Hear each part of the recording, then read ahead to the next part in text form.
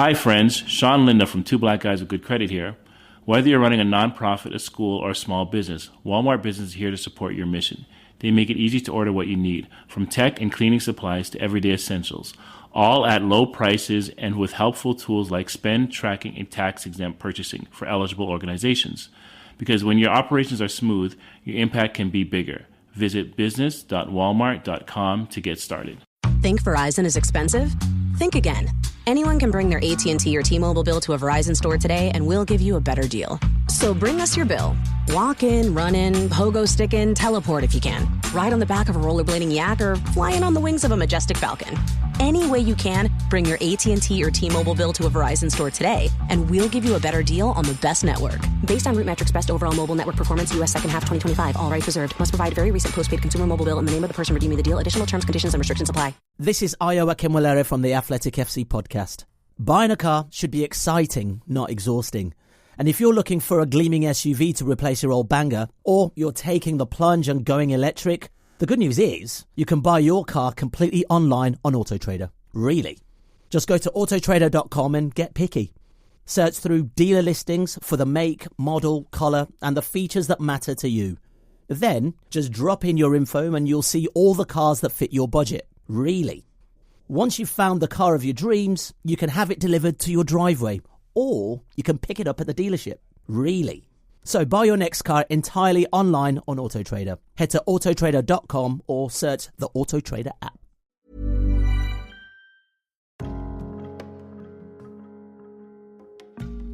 Welcome back to Mindful Mondays.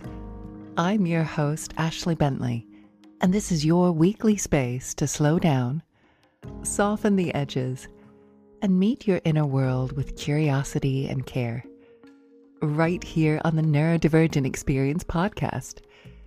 Whether you're neurodivergent, highly sensitive, or simply curious about consciousness, change, and what it really means to live with presence, you're very welcome here. And over the last few weeks, we've been exploring the anatomy of a breakthrough, state, story, and strategy, especially through the lens of a sensitive or neurodivergent nervous system. And today, we're stepping into a theme that quietly underpins all of that work: resilience. What it really looks like to get comfortable being uncomfortable, and how to bounce back after the hard things. And if you've journeyed with me on Insight Timer through my nervous system regulation course or yoga nidras or sleep practices there, you'll already know that I don't see resilience as pushing through at all costs. It is far more nuanced and tender than that. So when we hear the word resilience, it can easily conjure up images of unshakable strength, the person who never cries, never wobbles, never cracks. But for many of us, especially those of us who are autistic, ADHD, or otherwise neurodivergent, that picture has been held up as the ideal. And yet for so many of us, trying to live up to that ideal of resilience has actually led to masking or shutdown or self-abandonment. And back in November on episode 9, we looked at the nervous system ladder, with the green sympathetic rest and digest at the top, moving down to the yellow section, the sympathetic in the middle, which contains fight or flight and fawn, and then finally moving down into the red state. That's the freeze state at the bottom. And I say this often, but it's worth repeating. None of those states are wrong. They all exist for good reasons. They are part of how our species has survived. So the goal isn't to live permanently in green, calm, and connected. The goal is to be flexible enough to move up and down the ladder, to always find your way back. That movement, that ability to return, that's what resilience looks like in the body. So resilience isn't, I never get overwhelmed. It's, when I do, I know how to tend to myself on the way back from overwhelm. And for a neurodivergent nervous system that may be closer to activation at baseline, this distinction really matters. So I want to bring in a simple embodied image we're going to build this whole episode around. Squeeze and release. Later on, when we get to today's guided practice, I'll invite you to deliberately tense and squeeze your whole body, and then let go, so that you can feel the contrast of relaxation even more deeply. It's a classic trick in somatic and yoga nidra style work, but it's also an exquisite metaphor for life. When we deliberately expose ourselves to discomfort, an ice bath, a cold sea dip, intense breath work, a challenging workout, or even a courageous conversation, we're not just being tough. We are doing at least 3 things. The first thing is you are training your nervous system. We're teaching our body, I can feel intense sensations and still stay present. That's resilience training. The second thing it does is create contrast. The warm towel after the cold plunge, the soft bed after a hard day. They feel more precious because of the difficulty that came before. The release is richer because of the squeeze. And finally, it puts things in perspective. You've probably noticed this in your own life. After a really hard week or a health scare, the small annoyances start to fall away. You stop sweating the small things and start seeing what actually matters. A meditation teacher, Christopher Manning, shared a beautiful story on Facebook about a week that felt like a decade's worth of bad luck. A tooth abscess, a car crash, an ADHD diagnosis, and a heart condition. Yet his baseline happiness didn't move. There was no spiraling about how he might have died or how long he might have to live. Instead, there was acceptance. Every heart that starts beating one day stops. And that reality makes life precious, not terrifying. That's resilience too. Not denial or spiritual bypassing, but grounded clarity. This is how bodies and lives work. I don't have to like it, but I can move with it. Which leads us perfectly to some bite-sized Buddhism. There's a favorite metaphor of mine that I speak of often, the story of the lobster. The lobster grows inside of a rigid shell. Eventually, that shell becomes too tight, uncomfortable, constricting. And the lobster can't grow unless it goes somewhere safe, sheds the old shell, and grows a new one. And that process is vulnerable. The lobster is soft and exposed. But without that uncomfortable phase, there is no growth. And from a Buddhist lens, this is just another way of telling the truth of impermanence. Everything is changing. Bodies, relationships, identities, jobs, health. When we cling to old shells that no longer fit, we suffer. And when we recognize, this squeeze means a new shell is coming, the discomfort becomes meaningful. Resilience, in this sense, is the capacity to trust the process of shedding, to let old forms crack and fall away, to be soft for a while, and to trust that a new shell, a new structure, a new way of being, will grow around the deeper you. So when life squeezes you, you might quietly ask yourself, is this squeeze trying to harm me? Or is something in my life simply too small now? Sometimes the squeeze is trauma we didn't choose. And sometimes it's life telling us, gently or not so gently, that a particular pattern or shell is done. And chosen discomfort, things like ice baths and breath work, is popular for good reason. Because it's controlled nervous system training. It's a deliberate squeeze. Your body screams and your heart races, but you stay and soften with longer exhales and a relaxed jaw. And you teach yourself, this is intense, but safe. And I spoke about this once with Aaron Harwood of Rhythm and Breath Meditation. He spoke about when he starts his day off first thing in the morning with an ice bath, he noticed the rest of the day feels lighter by comparison. That email or supermarket run isn't the biggest stressor anymore. The story shifts. I've already handled harder. I can do this. The deliberate squeeze can provide the contrast to make everything else seem much easier. And psychologist Susan David writes about emotional agility. And she says, many of us reflexively judge our normal, natural emotions. We might examine whether we have the right to feel the way that we do, or judge ourselves based on what we think someone in our position should feel. But it's normal to have mixed feelings.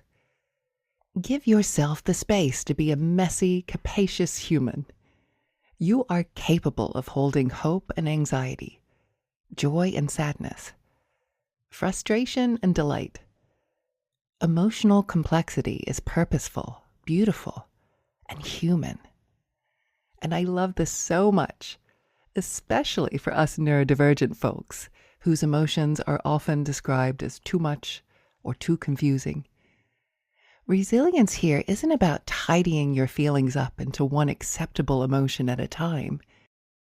It's about letting yourself be big enough to hold conflicting truths. You can be scared and still be brave. You can be grieving and still catch moments of joy. You can be overwhelmed and still feel a thin thread of gratitude. Getting comfortable with being uncomfortable starts with this. Nothing has gone wrong because I feel more than one thing at once. This is part of being human, and it's definitely part of being neurodivergent. And when you've ridden the crest of a difficult wave, when the intensity begins to ease, you can ask the kind of a question that sounds like, what did I learn from this? What did this squeeze show me about what I need, what I value, and what I want to change? And that's where resilience becomes integration, not just endurance. An author and civil rights activist, James Baldwin, once wrote, "You think your pain and your heartbreak are unprecedented in the history of the world. But then you read. It was books that taught me that the things that tormented me the most were the very things that connected me with all the people who were alive, or who ever had been alive." And for sensitive and neurodivergent minds, it can be very easy to feel like no one feels the way I do, or something about my reaction is fundamentally wrong. Baldwin here is reminding us that pain, whilst deeply personal, is also profoundly human. The very experiences that make us feel most alone are actually the ones that connect us to everyone who has ever lived. So resilience isn't about minimizing your suffering because others have it worse. It's about letting your suffering remind you that you belong to a much larger story. You're not broken for feeling deeply. You're participating in something universal. So sometimes picking up a book or hearing someone on a podcast articulate your inner world can be the first step in bouncing back. And not because the problem is solved, but because you're no longer carrying it alone. And Alan Gordon, in his work on chronic pain in the brain, writes, "Discomfort isn't the enemy. Resistance to it is. One of the most valuable skills you can learn is to allow discomfort without resistance. When you can feel something hard without tightening around it, your brain gets the message, this isn't a threat. I can stay here." And that line, "I can stay here," is everything.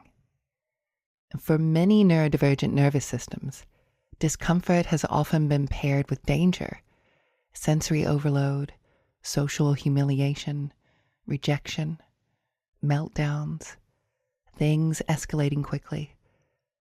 So of course the body learns to brace, to tighten, to escape as fast as possible. What Alan is describing is the slow, patient rewiring of that association. Learning to feel something intense without automatically treating it as an emergency. And I really need to be clear here about context. This isn't about enduring abuse or manipulation or genuinely unsafe situations. It's important that I specify here that if you are in harm's way, resilience looks like getting help, setting boundaries, and leaving when you can. What we're talking about are the normal, inevitable discomforts of life, the awkward conversation, the rising anxiety, the sensory overload you can plan around, and the emotional wave that's painful but not dangerous. Each time you can stay with a difficult sensation or feeling, even for a few breaths, without tightening against it, your brain learns, this is uncomfortable, but it's survivable. I don't have to shut down or explode. That's resilience at the micro level. Coach and shadow work facilitator Xavier Dagba has a quote that I keep coming back to. He writes, "You can't rush your body and your psyche into integrating a new way of being.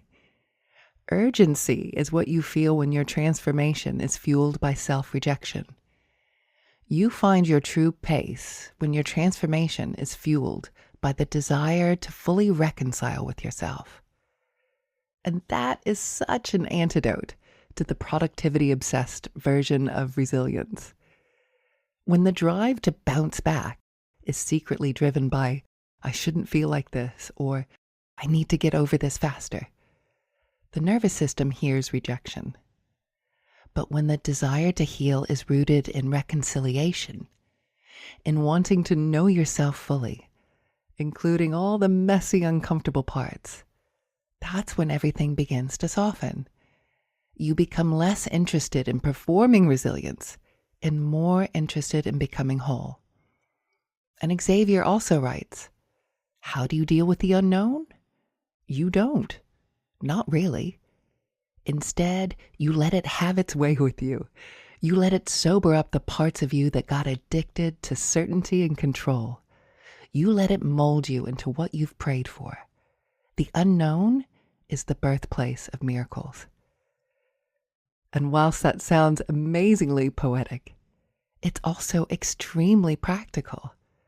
So much of our anxiety, especially in neurodivergent brains that love pattern, prediction, and control, comes from trying to manage the unknown. Resilience here looks like learning to ride the wave instead. And this leads me to another favorite metaphor, the surfer up on the surfboard. Can you imagine being that surfer trying to ride the wave and stay upright?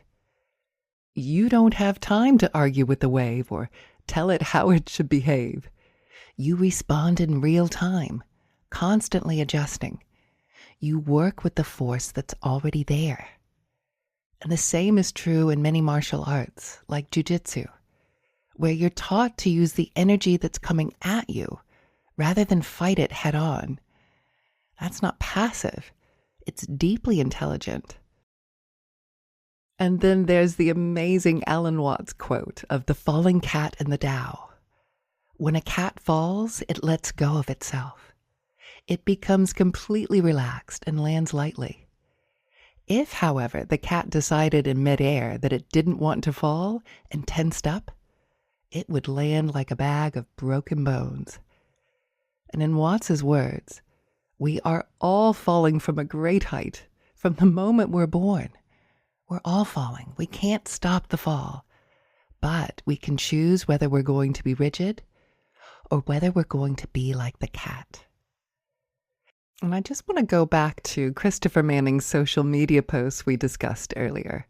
After his week of decade-level bad luck, the tooth abscess and the crash and the ADHD diagnosis and heart condition, His baseline happiness didn't budge. No fear spiral about death or time left, just quiet acceptance. And he spoke about his grandmother and how, as she approached death, he told her, "Wow, you're going to discover the great mystery. Find out what all of this is about." And that line gave me chills, because it holds both grief and wonder, fear and reverence. And from a resilience perspective, this is what I'd call baseline peace. A depth of acceptance about how life works that means even big storms don't fully uproot you. You can still be sad, tired, frustrated, and in pain, but underneath, there's a current that says, "This is part of the deal of being alive. I don't need to fear reality itself." That kind of peace doesn't come from avoiding discomfort. It comes from having met discomfort honestly, repeatedly, and discovering that you can still love, still give, and still be kind. Christopher wrote about wanting his legacy to be loving kindness, to know that somewhere, someone felt a transmission of ease and peace through him. That is resilience at the existential level, letting pain deepen your commitment to what matters instead of hardening you against the world. And before we move into today's guided practice, I want to offer a handful of simple, concrete ways to support your bounce back process. Think of these as little resilience anchors. So first off, name the state, not the identity. Instead of "I'm failing" or "I'm a mess," you could try, "My system is in sympathetic right now. I'm activated." Or, "I'm feeling flat and shut down." This reminds you that states are temporary, but identities feel permanent. Check your circle of control. Ask yourself, what's one small thing that is in my control right now? It might be your breath, your posture, what you say to yourself, or who you reach out to. Micro-regulate. One low, slow nasal breath with a longer exhale. A gentle stretch. A hand on your heart. A 30-second pause to step outside into fresh air. These tiny acts send big signals to your nervous system. And think about extracting the wisdom, not just the wound. When you're ready, and only when you're ready, gently ask, what did this experience show me about what matters? About what needs to change? About what I stand for? That's how difficulty becomes depth, not just damage. And remember the contrast. The sweetness you feel on the other side of a squeeze isn't fake. It's your system appreciating relief. Let that register. Let yourself notice, I'm okay now, even if things aren't perfect. So if you are currently driving or operating heavy machinery, please ensure to pause the recording now until you can safely come back into stillness. And just find a comfortable position, either lying down or seated with your back fully supported. And let your body be as comfortable as it reasonably can be right now.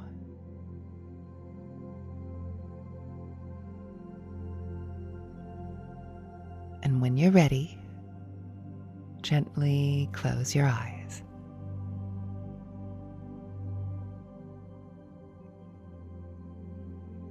And let's begin with a few easy breaths. Inhaling in through the nose and out through the mouth.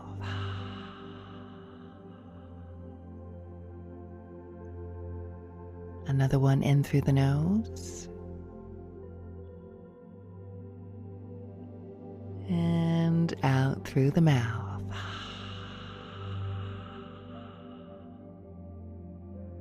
We're just letting that exhale be just a little longer than the inhale.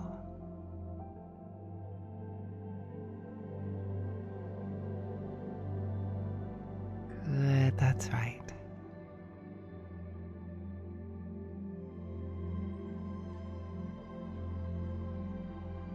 And now I'm going to guide you into a full body squeeze, a deliberate, conscious stress that will then soften and release. So take a gentle breath in, and as you breathe in, begin to squeeze. Curl your toes, tighten your legs, clench your glutes, make gentle fists with your hands. Scrunch your face, your eyes, jaw, and forehead. Not to the point of pain, just to the point of noticing. A whole body of I'm holding on. Holding for 3, 2, 1, and exhale. Release everything. Let the hands open and the jaw soften. The shoulders drop and the legs relax. And notice what that feels like. And we're going to do this 2 more times. Go ahead and breathe in, squeezing the whole body again. Your toes, your legs, your belly, your hands, your shoulders, your face. Feel what uncomfortable on purpose is like. And let's hold it for 3, 2, 1. And exhale. And soften. Let gravity have more of you this time. Good, that's right. And one last round. Go ahead and inhale in, gentle full body squeeze. You might even imagine all the week's tension gathering into this contraction. That's right. And hold for 3, 2, 1. And exhale. Let it go. And maybe imagine the ground, the chair, or the bed absorbing some of that effort for you. And just let your breath and body settle exactly as they want to. And notice the contrast, the echo of that tension, and the relief of not having to hold it right now.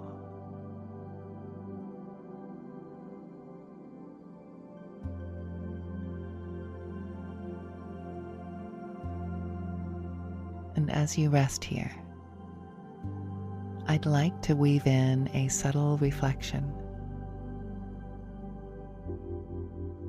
Life will squeeze you, sometimes gently, sometimes brutally. Some squeezes you'll choose, like cold water, a new challenge, a difficult but honest conversation. And others you won't choose at all. But in every squeeze, there is eventually some kind of release, even if it's small at first.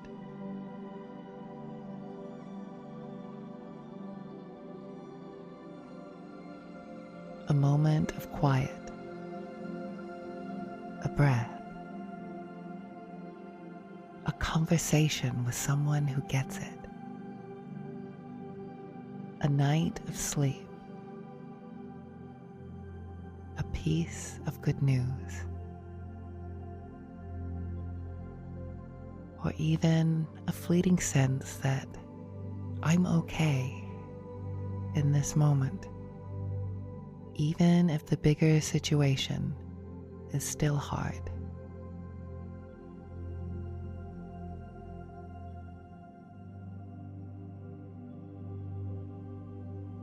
Resilience lives in how you meet both sides, how you acknowledge the squeeze, and how you allow the release.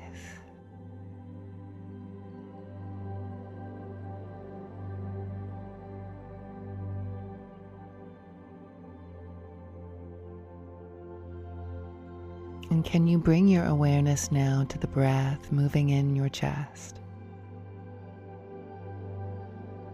your heart space.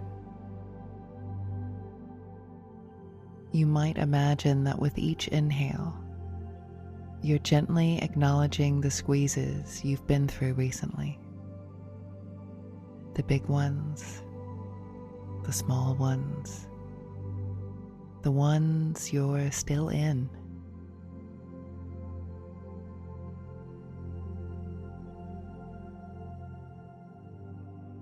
And with every exhale, you're allowing just a fraction more softness. Not fixing anything, not forcing anything. Just letting your body know, in this moment, I don't have to hold it all by myself.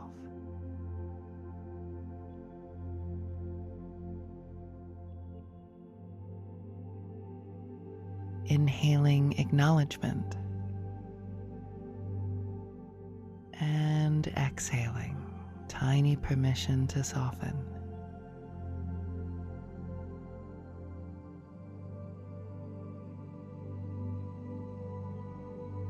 And if it feels supportive, you can place one hand over the heart and one over the belly. And feel the warmth of your own palms.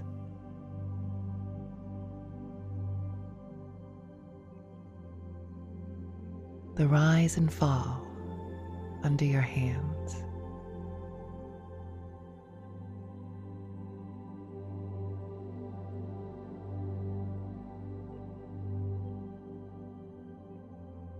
Good, that's right. And if there was one squeeze in your life that has taught you something important, perhaps about what really matters, or about your strength, or about what you will and won't tolerate anymore, you might let that come to mind now. Not to relive it, but to honor the wisdom it gave you.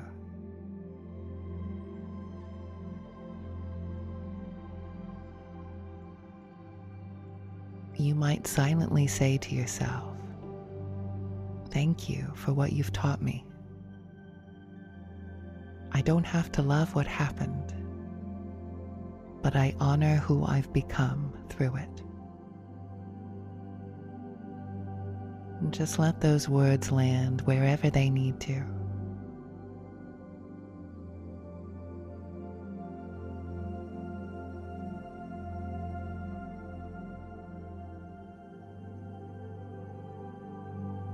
And can you now bring to mind one small concrete way you could support your own bounce back in the coming days? It might be going to bed 20 minutes earlier, or saying no to one thing that drains you, or reaching out to one person who helps you feel like yourself, or doing one small regulating practice each morning or evening. Let it be modest and kind, something your nervous system is ready to receive.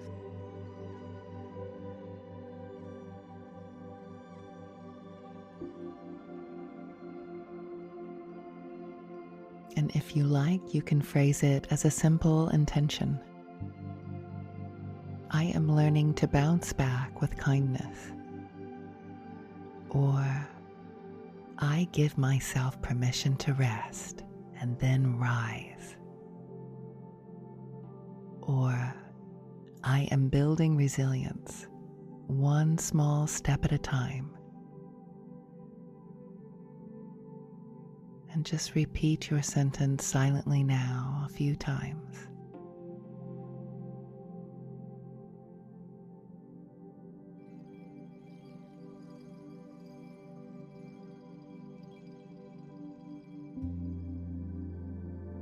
And then very gently begin to bring awareness back to your body,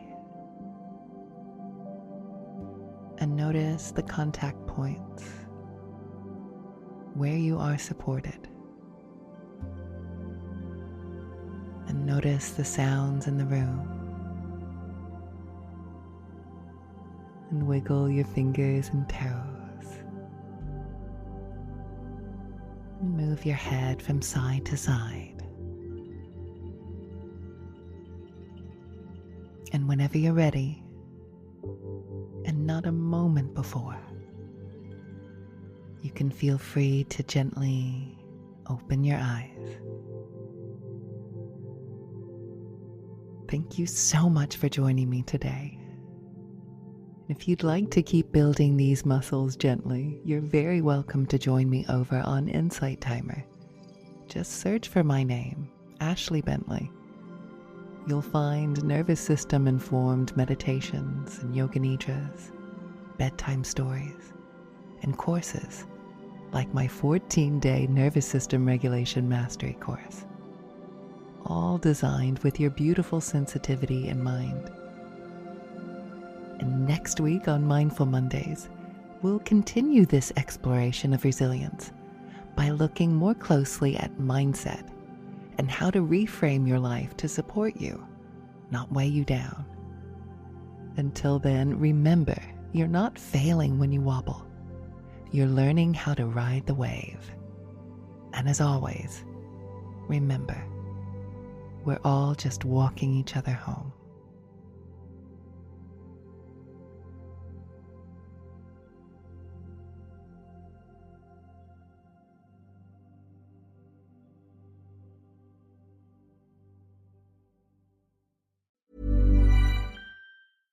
Think Verizon is expensive? Think again. Anyone can bring their AT&T or T-Mobile bill to a Verizon store today and we'll give you a better deal. So bring us your bill. Walk in, run in, pogo stick in, teleport if you can. Ride on the back of a rollerblading yak or fly in on the wings of a majestic falcon. Any way you can, bring your AT&T or T-Mobile bill to a Verizon store today and we'll give you a better deal on the best network. Based on RootMetrics best overall mobile network performance, U.S. second half 2025. All rights reserved. Must provide very recent postpaid consumer mobile bill in the name of the person redeeming the deal. Additional terms, conditions, and restrictions apply. What does it mean to live a rich life? It means brave first leaps, tearful goodbyes, and everything in between. With over 100 years' experience navigating the ups and downs of the market and of life, your Edward Jones financial advisor will be there to help you move ahead with confidence. Because with all you've done to find your rich, we'll do all we can to help you keep enjoying it. Edward Jones, member SIPC.